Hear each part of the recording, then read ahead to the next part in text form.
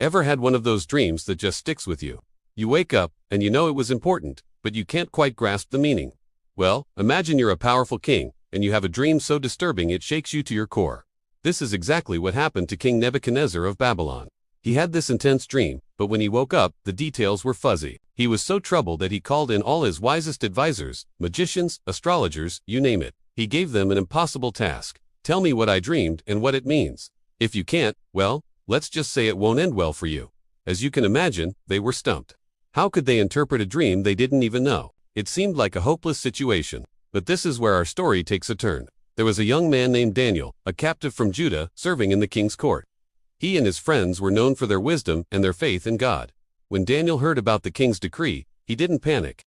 Instead, he asked for a little time and went straight to God in prayer. He and his friends prayed, asking for mercy and for God to reveal this secret. And guess what? God answered. That very night, the mystery of the king's dream was revealed to Daniel in a vision. Filled with gratitude, Daniel praised God, saying, "He gives wisdom to the wise and knowledge to the discerning. He reveals deep and hidden things." The next day, Daniel went before the king. He didn't take any credit for himself. He said, "There is a God in heaven who reveals mysteries, and he has shown you what will happen in days to come."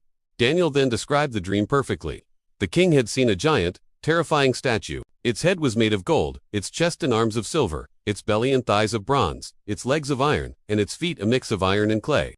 Then, a rock, not cut by human hands, struck the statue's feet, and the whole thing crumbled to dust, blown away by the wind. The rock that struck it, however, grew into a huge mountain that filled the whole earth. The king was astounded. That was his exact dream. But what did it mean? Daniel explained that the different parts of the statue represented a series of earthly kingdoms, starting with Nebuchadnezzar's own Babylonian empire, the head of gold. Each successive kingdom would be strong but ultimately fragile, just like the statue.